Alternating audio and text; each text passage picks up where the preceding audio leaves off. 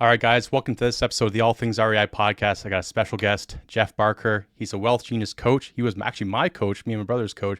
He's a multifamily investor as well, based out of Ottawa. He's also an expert speaker as well, speaking on stages. Jeff, welcome to the show. Thank you for having me. Happy to be here. Oh man, what did I miss in this illustrious description of yourself? For those that don't know you, Uh, very unrelated to real estate, which kind of goes against the name of this show, is I actually wrote a children's book. So no I'm not way. here to talk about that today, That's but all right. that's That's one thing still that I would probably add to my author. description now. I'm now an author, yeah. I So like that a I lot. wrote I wrote a children's book And your inspired by my strangely cool. 9-month old. Oh, was Yeah, inspired on him? exactly. Okay. Wow. Yeah. That's pretty cool. I didn't realize you wrote a book, but yeah, we'll have to say that for episode number two. That just means that I need to share more on social media about it. Probably. Well, actually, If you don't know about it. you were the one that always said to post on social media because as my coach, like you were saying, just post. And then even though people might not, you think you're posting way too much, people will Hmm. actually only 10% will see it, and so Yep. you're not going to actually be spamming people. So you should take your own advice Y- there and post, I post, I post. know. Yeah, you'll get more annoyed by your posts before anybody else does. Mm, that's a great point. Mhm. Well, Jeff, how did you originally get into real estate? What was the motivating factor? Give us maybe a really quick recap. I know we're limited a bit on time here, but give kind of the background on yourself on how you got into real estate and kind of what you started out doing. Yeah, definitely was not always in real estate. I have an IT background. I had a 15-year IT career. Um, and I got into real estate really realizing um, there's wealth that can be built within real estate. I just had no idea how to do it. Mhm. So I ended up actually there was a seminar that came to Ottawa, one day thing. I went to go see it. It was actually run by Scott McGilvery. You've probably seen him on HGTV. Mhm. And I was like, hey, I'd like to go meet him. That would be really cool. I watch HGTV all the time. So I went to this event and then kind of realized during that event that it is possible. Like investing in real estate is possible for the average person, aside from just owning your personal residence. Mhm. And so from there, it kind of just opened this whole can of worms. I did like a 3-day event after that, realizing, okay, we can, like, this is something that we're actually able to do. And so very shortly after that, my wife and I bought our very first investment property. It was a single family home. We converted it into 2 units. So we were living on the main floor, so we were house hacking and then converted the basement Right on. into a legal unit. We had no idea what we were doing. We thought we did. As And then most we do, got yeah. into it. We realized pretty much we don't know what we don't know, right? And so for us, we said we need to get a mentor. We need somebody that's doing this. We started networking with people that were kind of in that space already, that were doing these types of projects, and just found one that was doing it very successfully and said, you need to guide us. Mm. We will pay you. Just show us how to do this. That's a good way to actually shorten your learning curve here is getting someone to Hmm. help you out. Not that you always have to, but if you have the means and you maybe Yeah. have something bigger than you thought you could take on yourself, maybe it is a good call to reach out for some help because more than not, I think people are very willing to help out if you're willing to just put in the time and listen and learn and actually take action. If the coach says to do something, to actually do it. Yeah, there's a rhyme and reason behind it. Yeah. Exactly. Yeah, I said it before the show, I'll say it again right now. It's you pay for your education one way or another, right? Either you learn from your own mistakes or you pay somebody to show you the mistakes that you can avoid Mm. and how to do it properly. Well said. Yeah, it's better to make the mistakes on the smaller things before you level up on the bigger, and then that way it's That's true. Yeah. get it all the way at the very start. At least that's my theory. Yeah. So then you Yeah. start out with Good house theory. hacking and doing basically conversions. Mhm. Then you transition to kind of the multifamily space and kind of went bigger and bigger. How'd that work out for scaling, and what made you turn to multifamily? So we were doing single family home flips. So we're actually flipping properties as well. And then Mm. we were doing some conversions if we found a property that we could do those 2-unit conversions. Yep. And then those ones we would actually do a burr with and we would hold them. Um, and then we sat down one day and did the math to say, okay, let's do this. Like, there's a business here. Let's get into this. Dakota, my wife, is she was a physician assistant, and so during COVID, working in the healthcare field, she got very burnt out. Hmm. So she was wanting to leave her job. I realized I didn't have a passion for what I was doing in IT. And so I wanted to leave my job. And so we said, how many of these duplexes do we need to replace our income? And that was a lot. Yeah. There was a there was a lot of properties that we would need. And we're like, this is going to take forever. Hmm. I think we just need to go bigger. And so we said, okay, let's look into multifamily. Let's look at maybe instead of doing like single family homes into duplexes, maybe we'll just buy a 5 unit, 6 unit building, something like that. And so um, I talked a bit about a 3 day event that I went to back when we first started getting into real estate. Well, I Hmm. remembered uh, who had run that event, Alfonso Quadra, The Godfather. and the godfather of real estate. And I didn't know that he was doing coaching through my entire journey. I did that 3 day event and then I went off and did my own thing and said, hey, I can do this on my own. Right. Found out a few years later, I guess, just when I was getting in, like thinking of getting into the multifamily space, that he's actually doing coaching. So I Mm. reached out to him directly. I said, I need you to teach me how to do the multifamily. How do I buy a larger property? Because I only know how to buy a single family home. I know nothing about the commercial Right. side. The bigger things were That's just quite a they were quite a just jump. Yeah. unknown, right? They were scary to me. So I reached out, similar to what I did with the duplexes. Hey, show me how to do this.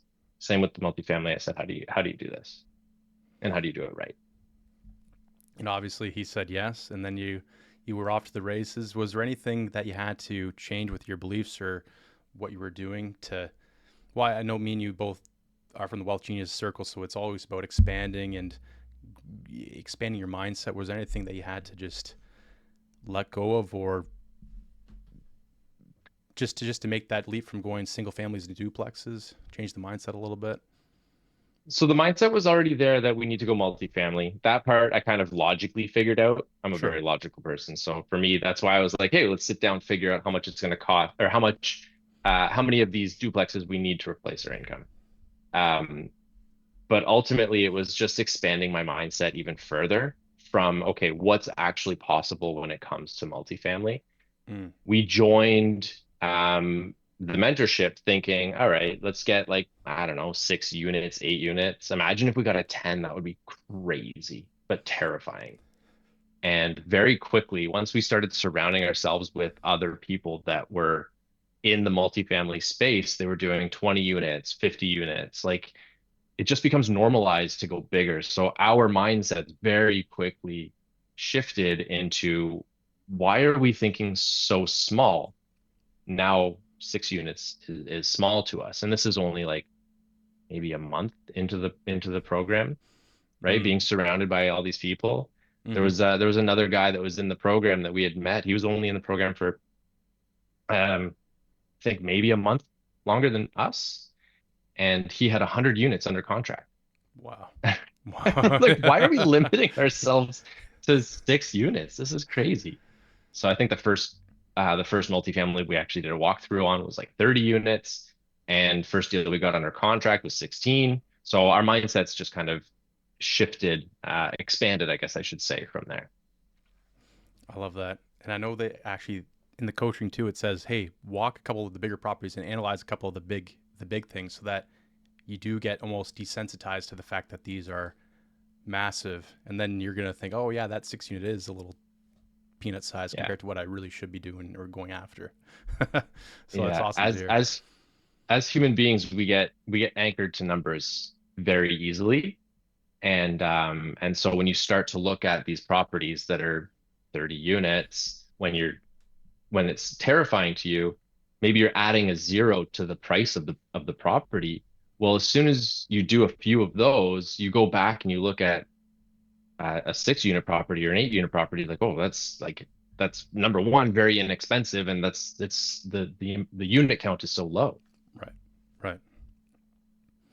So going into the multifamily, you were starting out walking pre-existing structures. I know now you've kind of transitioned to, and correct me if I'm wrong, more of the newer side of the multifamily space, right? Instead of going after the 50-year-old buildings, going more after like the new and shiny, so to speak. Is that kind of still what you're They going were these just days, more or they were more attractive, yeah. okay? Um, I honestly I don't really know how it worked out that way. Hmm. But I think we saw the potential for uh, the long-term ownership of the property.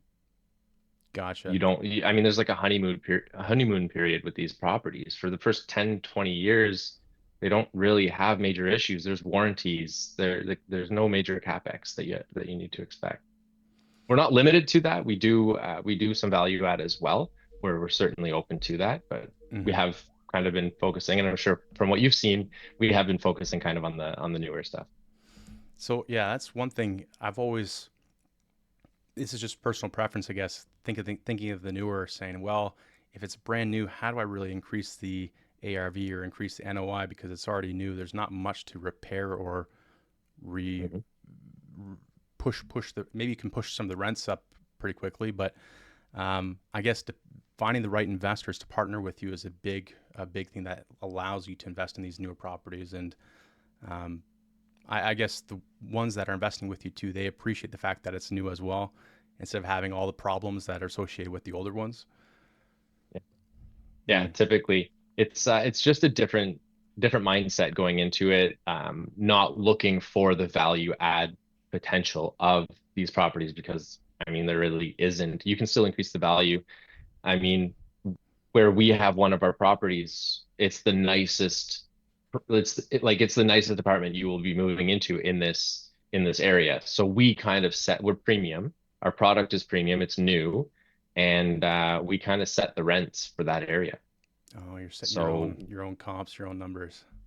pretty much, because Yeah. anything else that somebody is looking that's going to be comparable to what we have is going to be a much older, uh, I don't want to say rundown, but a much older property and not as nice as what we have. Hmm. So they'll pay a premium to live in a premium property. That's good too. Then you get the cream of the crop. You get a better tenant selection, I'd assume, because of that too. Yeah. Mhm. Oh man. So, Absolutely. so how do you analyze these properties? How do you do due diligence on them? Because I know at Wealth Genius you just actually spoke on this, but with new builds specifically, and maybe some of it also applies to the older ones. How do you make sure the property is the right fit, or what things do you go after to make sure this is actually a deal rather than something that's not worth investing in? Because I know there's tons that you can probably talk about. There's lots of details, but give me as much as you think Yeah, we can that's handle. that's really where it comes down to is it's all in the details.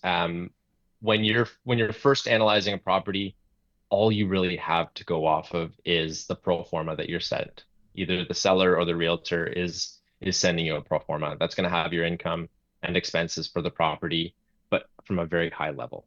Mm. Often there's stuff missing from that, so you kind of have to fill in the blanks. Um, so what we do is we base our offer off of that pro forma that we're given. We fill in as many blanks as we can or like estimate, right? And then we'll put our offer in. We'll go through the negotiation process. Once we get that deal under contract, that's when the due diligence starts. So we like to say trust but verify. Mm. Trust the numbers that you're given, but when it comes down to it, before you actually go firm on a deal, you're going to verify that everything actually checks out. Of course. We break that down into, I guess, four kind of pillars of due diligence. So you have the business side of it, which is going to be your financials, like how does this operate as a business? You have your income, you have your expenses. At the end of the day, you should be cash flowing, right? So it should be a profitable business. We look at the legal side of things to make sure is everything in compliance? Does it have clean title? Obviously, the lawyer's going to do that during the closing of the property anyway. Hmm. Making sure, hey, maybe if there were added units, do they have the occupancy permits? Is Right? Are everything they actually legal? kind of exactly? So from the legal perspective, um, making sure that all of that is checked out. We did building condition is a big part of it too. This is like doing your walkthroughs, doing your inspections, if you need to do environmentals, that kind of thing. What is the actual quality of the product that you're looking at of the property? And then the last one would be market. So making sure that the rents are sustainable, making sure like, are you at above, below market rents? Is it in an economy that's growing, right? Hmm. Is it stable? Where is this property located? So we're looking at that aspect as well. Right. Yeah. You don't want to be in a like a D neighborhood. You need at least like a B maybe, or like a C that's going to turn into a B, like something Yeah. that. Yeah. So you could be in a major market, but in like a C or D area of a major market.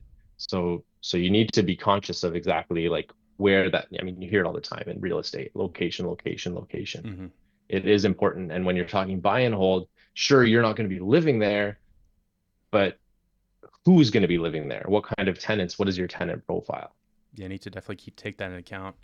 How's not to get off too much in the weeds, but how's Ottawa looking for area? What's it got going for it? Because I'm from Windsor. I don't know too much about the city that you're kind of investing in or that area. Maybe you can kind of shed some light on why you choose Ottawa. You also live there, so Uh, it kind of makes I sense. I live in Ottawa, so naturally, it was easy for me. And that's not to say for your listeners, you don't have to invest in your backyard. There are many ways to invest outside of where you live, and it's recommended um, for various reasons, which we could talk about if you want. But um, Ottawa is very stable, so I love Ottawa for that. They are pushing for more density. Hmm. So in 2026, there is actually changes to the the zoning in, I'd say, the majority of Ottawa. So Oh they're wow. actually allowing for more density in kind of the major corridors, close to transit, of course. They're trying to make it more of a walkable city. Right now, it's very car centric. Car Like heavy. you Yeah. really need car heavy, yeah. Um, but they're trying to make it more walkable. So they're trying to have these what's called a 15-minute neighborhood, and those 15-minute neighborhoods and other areas are getting new zoning, which is going to help with creating creating larger properties. So buying like a single family home that's on a large lot and being able to build 10 units with less paperwork and less red tape than That'd what's be required now. that'd be huge because right now that's what's killing everything right now. The taxes, the red tape. I know for Windsor, just as an example, our our building costs, just the taxes they pay to the city, skyrocketed. They increased, and so did all the towns around because everyone was jacking it up. So things like that are what really stifled the growth of the place. So that's good to hear. It's not just like add 3 extra units by right. It's saying, hey, we can push it to that mid-sized multifamily size or above. That's Something where the huge. numbers actually make sense, right? Yeah. As an investor, you really need the numbers to make sense. And a lot of times, like looking at building 3 units, you're going to tear down a single family home just to get 2 extra units out of it. The numbers just don't line up. No, it's hard to cash flow there too. With a if it's a triplex or even if it's a fourplex, it's you'll be going by the skin of your teeth. Yeah, yeah, Yeah, exactly. I And think your that financing is different too. And it's fourplex versus a 10 unit, right? yes, because you're using, I Commercial assume, financing versus residential. you're using the CMHC or trying to at least get all the that new build financing and Mhm. yeah. Yeah, there's more favorable financing when it comes to the commercial side and with new builds as well, for Hmm. sure. Hmm. Back to one of the other pillars that you were talking about for your due diligence. I just want to go over this. You were talking about doing your walkthroughs and building inspections. Is there anything specific that you know really are sticking point to you that you want to make sure is checked off the list? I know there's probably some pretty obvious ones, but for some of the listeners who are maybe new, what would you suggest you look out for when you do these or get or even requesting inspection? What do you look for? Like main ones like roof, etc. What do you think? Yeah, looking like if I'm going through, I'm looking at the high ticket items. Like, are the windows newer? Are they going to need to be replaced soon? that's a very expensive item. The roof, same thing. Looking for water damage in the units. Like for you to go through and do a walkthrough, or just like a standard person that doesn't have that kind of professional eye, you're really just looking surface level, as at as much as you can. My recommendation is to get an inspection. So get a building inspector out there that is familiar with multifamily, not just some house inspector, but one that's familiar with flat roofs, for example, one that's Mm. familiar with larger boilers that service an entire building. Um, and then going through the report from the inspector with a fine-tooth comb. Don't just do it from a high level. Use that as a negotiation tool to get yourself a better deal, or to make sure that what you're buying doesn't have any major issues uh, that you could run into and that you're maybe not prepared for. Have you ever had any situations where you're glad you found something specific and it killed the deal right on the spot? Do you have any examples of where that might have happened? Or I so I don't want to say that I was glad I found it because it killed the deal, but I was glad I found it so that we could go and renegotiate. mm, I'm that's a better way thinking of putting it. of one example that did end up killing the deal, but only because we went to renegotiate and the seller was not willing to renegotiate. So in Gotcha. that situation, it's hard because you spent money on the inspection, and then you just basically have to walk away from the deal after that. So that's money sunk in that you won't get back on that deal, but it saves you from a major headache. So this one in particular, the inspector found a potential buried oil tank, Oh, wow. which would have so it saved us from getting an environmental, because I think in getting the environmental we would have paid for that. Then they most likely, with the signs that that there may have been an underground, like a buried tank at one point, whether it was still there or not, who knows? But that might have called for a phase two environmental, which we're talking That's like crazy money. $25,000 Yeah. probably, and then any remediation if required. Um, so we found that there was potentially a buried tank. Seller had no idea about this, and so we went to renegotiate. He didn't want to renegotiate. He wasn't willing to accept a lower number, and so we ended up ultimately walking away from that deal. I wonder if this was like a gas station underneath or what the heck that was, because it must have been there a freaking long It was time. just an older building. Oh, was it? I think it had oil heat at one point. Oh, It that would was make sense upgraded then. to either gas or electric. I can't remember the details of it now, but I just remember that there were signs of there being a potentially buried oil tank. Oh man, maybe that's another reason to go for the newer builds because they already went through the whole process. They already had to go through their environmental stages or their whatever the city, the traffic studies, whatever else. The Mhm. builder had to Yeah. do all that work and already completed it. Would Yeah, the you? last one that we bought, they already had an environmental. So we just contacted the same company they had used when they built to say, hey, can you basically do a refresh of this environmental for the lender? So That's that was a lot less expensive than buying one outright, buying a whole new environmental. I agree that definitely cuts the cost down a little bit more, or a little bit less, I Hmm. should say. Would you ever Yeah. consider building completely new, or have you put any thought into that, or do you always build from? How do you do it? Do you buy from the builder themselves once they've built it, um, or you're We so we have done that. Yeah. It I think the builder was wanting to hold on to the property. The last one that we did, they wanted to hold on to the property for longer. Ended up needing to sell for certain reasons, and so we ended up buying it off of them from there. Um, but that one also has a piece of land. So in answer to your question, yes, we are actually building. So we're building 15 units just outside of Ottawa, and oh, it's right beside a property that we are already managing. right on? And what stage is that kind of in the development, if you don't mind me asking, or is it still pretty new that you don't need to discuss if it's a So little we hush have hush? drawings. Okay, Um, we I think the permits are in. I think we were waiting for the crew to be available. They were working on another job, which ended up getting delayed. But so we partnered with a builder on this deal because we knew that we had this land that we were going to be developing. And so they're taking the majority of the, I guess, the they're taking the lead on the actual build itself. So I don't have all of the details, but it's happening very soon. That's all right because you bring the land, they bring the talent, and then you cover some. I'm assuming some of the cost is shared by both, and then Yeah, you go from there. exactly. And I mean that's the power of a good partnership, right? Um, Kind of stay in your lane, do the things that you're really good at, delegate the things that you're not, Hmm. find somebody else that is good at the things that maybe you don't know. I don't know. I don't necessarily know all of the process for building a 15 unit building, but my partner does. That's important too to vet your partners and make sure they're the right fit because it's the who, not the Mhm. how. But it matters who the person is in the first place. Not So everybody's a good partner. no, or maybe even if they are a good person, maybe you don't jive at all.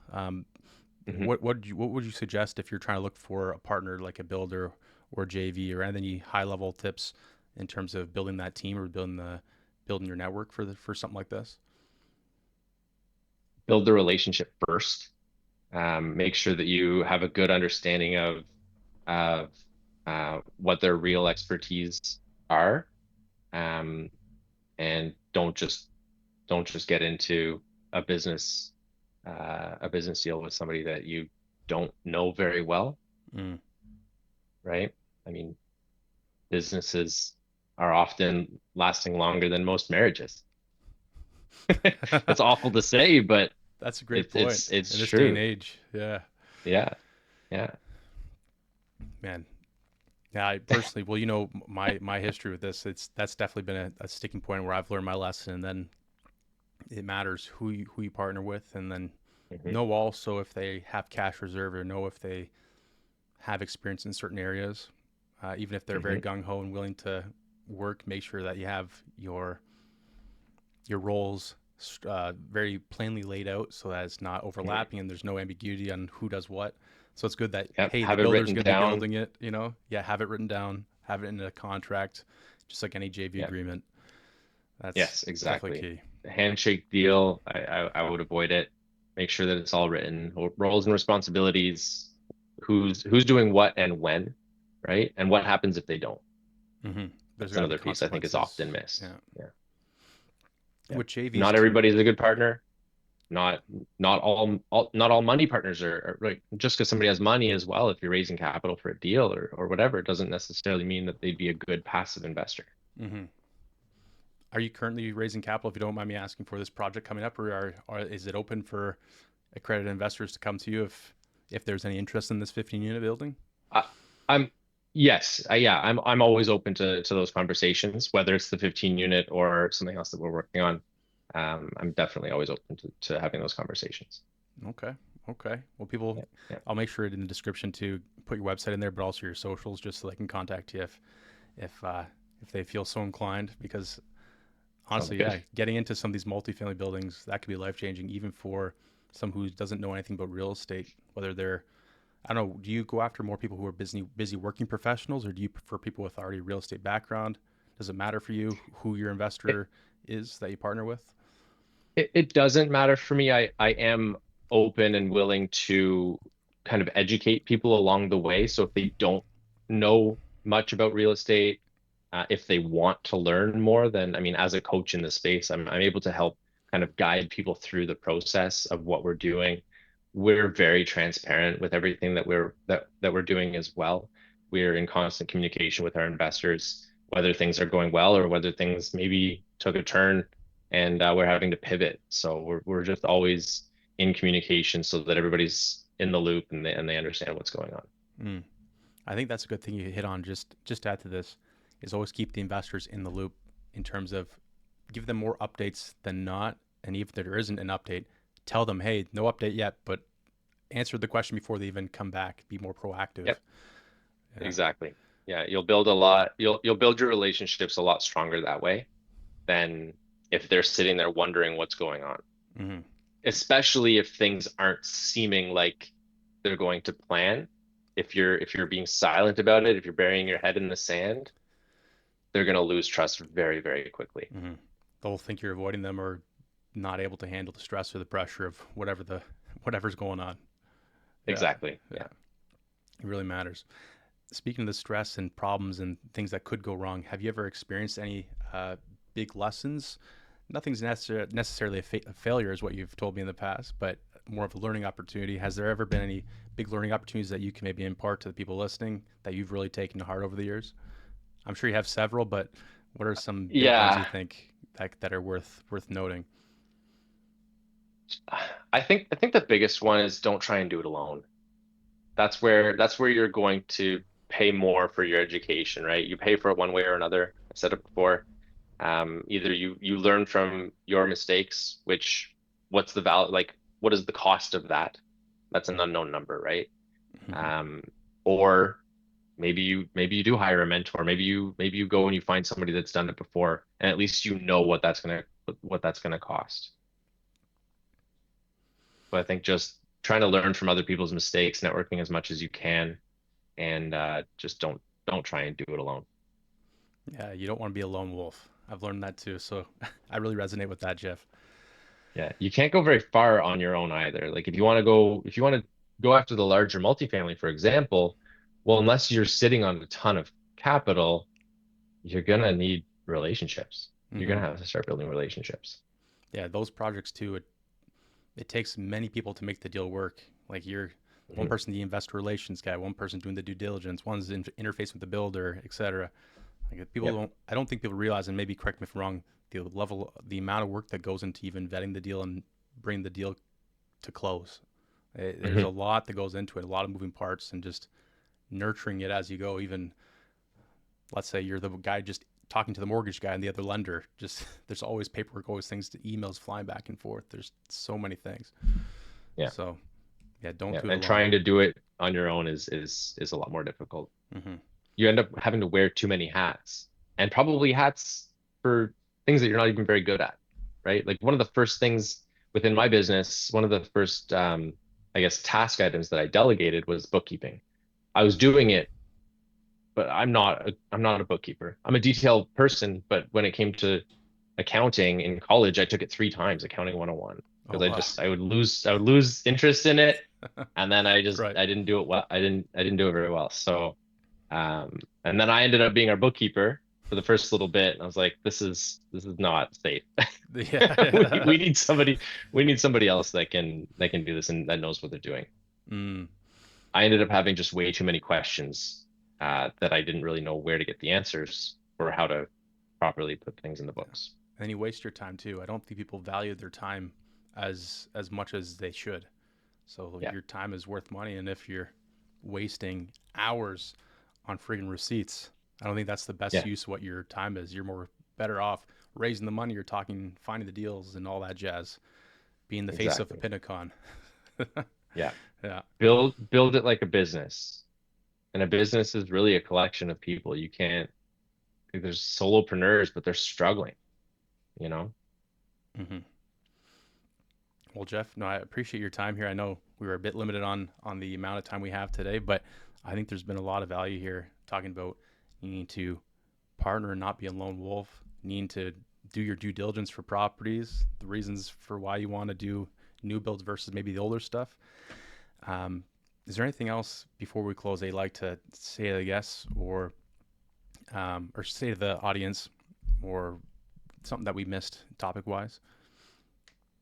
I honestly I don't think so. I think we did cover a lot. So yeah, I mean, if you guys want to have a conversation, please reach out. I think Tom, I think you're going to put the information below. I will. So yeah, please reach out. You'll have access to our calendar. Book a call. Awesome. Thanks again, Jeff. And tell Dakota I say hi as well. We'll have to get you both on at some point. I know you guys are busy with the child as well, but thanks again Yeah, for your time. And guys, if you can, comment, like, subscribe, or rate this 5 stars on Spotify, which we are now on too. That'll be really appreciated. All right. Take care. Bye for now.